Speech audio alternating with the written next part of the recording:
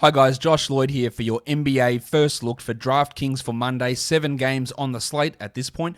So let's take a look at those 7 games. The first one we look at is the Indiana Pacers and the Philadelphia 76ers. Quite a few important injuries here. For Philadelphia, Joel Embiid and Tobias Harris are both questionable.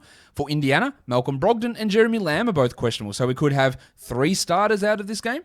That's the potential. Now we know Brogdon missed last game, Embiid missed last game, Harris missed last game, Lamb left last game injured. So there's a real chance that we're going to have a whole bunch of guys out, which would open up value in other areas. Now, as it stands, Joel Embiid is at 10,600, and we know that when he's out there and playing, I think he's probably the most likely to play out of all this group, to be honest. He is a guy that's going to get 50 nearly every night. His last 3 against Indiana, 64 points in 32 minutes. Like, that's obviously unbelievably good. So if he's ready to go, I like him quite a bit. Now, if they have Harris out, you're going to have increased value for someone like Danny Green and maybe even Shake Milton at 4,500. Now, Milton wasn't particularly good in the last game without Harris, but at 4,500, the 27 fantasy points is a pretty good result. So he's someone to keep an eye on there. As for Green at 4,400, he's not the greatest DFS player. So I'm not particularly excited about using him. Simmons is at 88. If Embiid is out, Simmons at 8,800 becomes a really, really strong option, I think. Just we've seen what he does without Joel there. And then Harris at 79. Yeah, be a little bit cautious about using him returning from the knee injury. For the Pacers, Brogdon's at 81. I think it's too high. But if he is out, we're looking at TJ McConnell. 6,100 for Tej, who played 46 minutes in a non-overtime game last time for 46 DraftKings points. That is obviously sensational, and he will become an absolute must-roster player. The 10,100 for Domantas Sabonis, it's too high. I don't like it. He's averaging 44 over the last 3 and 39 the last 3 times he's matched up against the Sixers.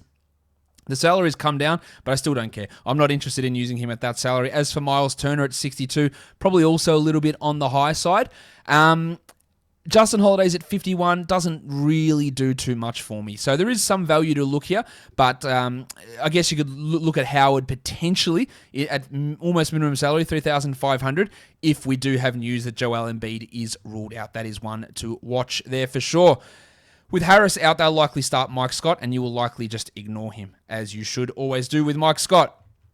Next up, the Dallas Mavericks, the Orlando Magic. Porzingis is listed as probable on the injury report. James Ennis is out for Orlando. The Mavericks are 7-point favorites here, and the total is 224 points. Luka is at 10,700, so that looks pretty damn good for me. This is a guy that's going to get 50 most nights. That looks pretty strong. Dwayne Bacon, who will probably start in place of Ennis. He's a low-salary guy. Now, he doesn't really do much, but he can have these occasional offensive pop-off type games where he can drop 20. Look, he's at string there, 30, 24, 24, 24. That is a possibility. I don't think it's a high one, but it is a possibility. He's at least in that GPP mix. Nikola Vucevic, 10,200. I love the matchup here for Vuce. I love his consistency. This is a really good spot to use him, I believe. While Porzingis is at 8,200. Now, he's one game back from that back issue. He wasn't particularly good, but he still had 33. I think that he is at least worth a GPP look, but that's probably about it. Fournier's too high. I don't like Kleber. Carter Williams is really floundering at the moment. In fact, him and Chase and Randall split minutes in the last game, while Terrence Ross is just so high. 6,400 is too much to spend on a guy like Terrence Ross, who is as wildly inconsistent as they come, only for GPPs, and even then, at that sort of salary, I reckon you're cutting off a lot of the value there. The next game we take a look at, the Utah Jazz, the New Orleans Pelicans. The battle for the Jazz nickname is on. Mike Conley will return after resting last game due to his hamstring problem, so he'll be back in action here. Rudy Gobert's at 7,400. They just continually underprice Gobert. Here for it, absolutely load up on him, I think. Conley's at 65. That's probably a little bit on the high side, while Bojan Bogdanovic at 5,200. Bogdanovic has been shit, to be kind. Most of the time, he can have the occasional big game, but I'm not overly excited there. While Zion Williamson is all the way up at 9,000, and that's because literally he's unstoppable. Now, is 9,000 too much? 49.5, 55, 49, 49. Those figures would tell you no, that is not too high. I'm okay with using Zion. Looks pretty good to me. Mitchell's at 86, and his recent form, his lowest score in his last 5 games is on Mitchell, 40 points. That's obviously really strong.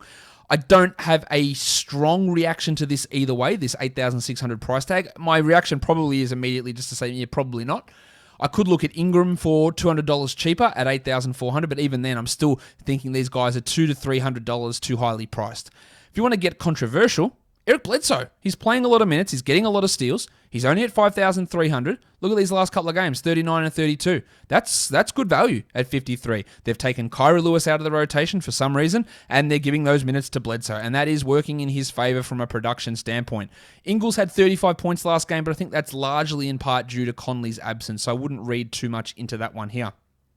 Next game, it's the Brooklyn Nets, the San Antonio Spurs. Of course, there is still no Kevin Durant.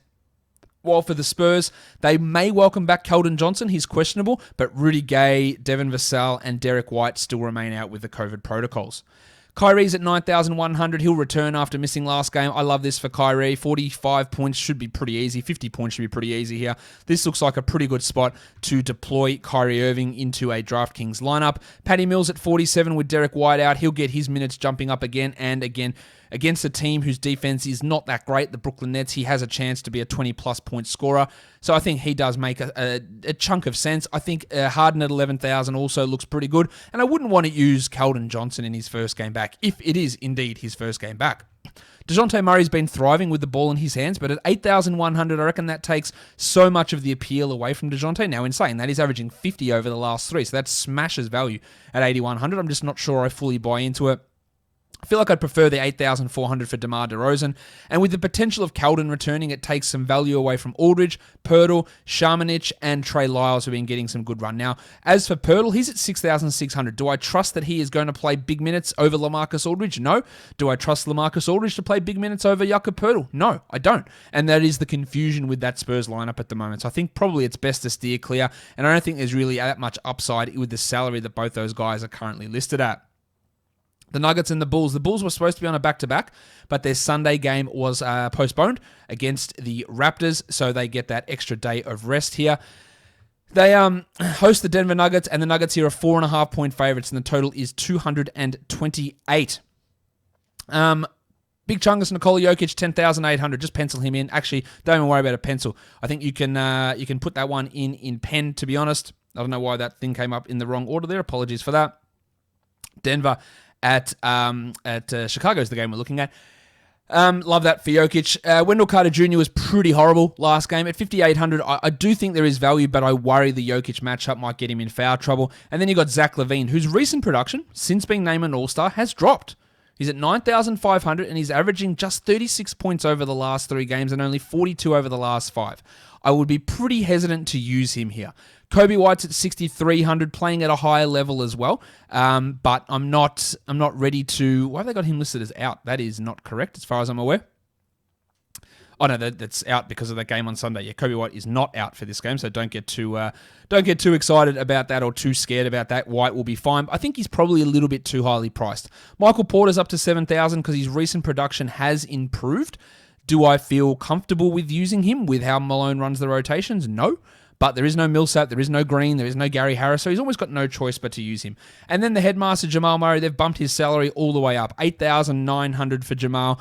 I feel pretty uncertain about using him. The matchup's pretty strong, but 8,900, I need 40, 45, 50 points from Murray. Now, he's averaging 51 over the last 5.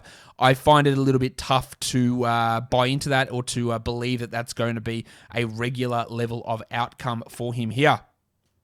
Next game is the Cleveland Cavaliers. They are taking on the Houston Rockets. We've got this one here as a back-to-back. So we have that potential that John Wall sits. We will welcome back Victor Oladipo, and the likelihood is that Wall sits. Eric Gordon will play. And they also went with a lineup where Justin Patton started over Jayshawn Tate on Sunday. I think that was largely to match up against Jonas Valanciunas, and I'm not sure there'll be that same concern against a thinner player in Jarrett Allen. Nwaba's at 4,700. He's playing all right. I think this is really dependent on John Wall's status. I'm not totally into it. Eric Gordon's at 63, and it also feels probably a little bit too high. While Oladipo at 7,700. He's going to get his assists up with Wall, or if Wall is out. So I do think I think that's worth looking at there. Sexton's at 7,500, and his recent form has been better. So I'm okay with using him, especially against this Rockets team. And Jarrett Allen at 8,500, I also think looks pretty strong to me at that level of salary, given the level of play that he has been putting up. Taurean Prince isn't on the injury report, but that shouldn't matter too much for us. I think the one we want to pay attention to here is Isaac Okoro, whose recent production's been pretty good. which is a surprise to be sure. 36, 25, 27 in 3 of his last 4 games. I wouldn't feel super comfortable about using him, and I'd feel much better if Chetty Osman is out before committing to using him. As for Patton, 3,200, if we do hear that he's going to start, I don't believe that he will, but if we do hear that he's going to start, I think he would be a worthwhile addition at that level of salary. The last game of the night is the Charlotte Hornets taking on the Portland Trailblazers. Blazers favored by 6 in the total here, 235.5. We have no Harry Giles. He is ruled out, so that helps guys like Covington and Cantor and Derek Jones. As for Cantor, 7,200. Good matchup for him. I think this is a really good spot for Enes Cantor. The Hornets, they have claimed that Cody Zeller is likely to return in this game. After sitting out Sunday's action. We don't know about Gordon Hayward, though. Lillard's at 10-4. That's a pretty safe bet to put him in there, especially against a team on a back-to-back. While LaMelo Ball at 8,700 just screams like it's a little bit too high. Carmelo Anthony at 5,200, just a GPP option for me, and the same with Gary Trent at 6,000. Derek Jones, not the greatest GPP or DFS guy, to be honest, while Rozier up at 8,000 is definitely not one that I am all that keen on. That'll do it for me today. Quick first look here for DraftKings for the NBA for Monday. Subscribe, hit the notification bell, give it a thumbs up as well. Follow me on Twitter at redrock_bball, and you can find my channel here in the description and in the title. Guys, good luck with your lineups. I'll see you tomorrow. Bye.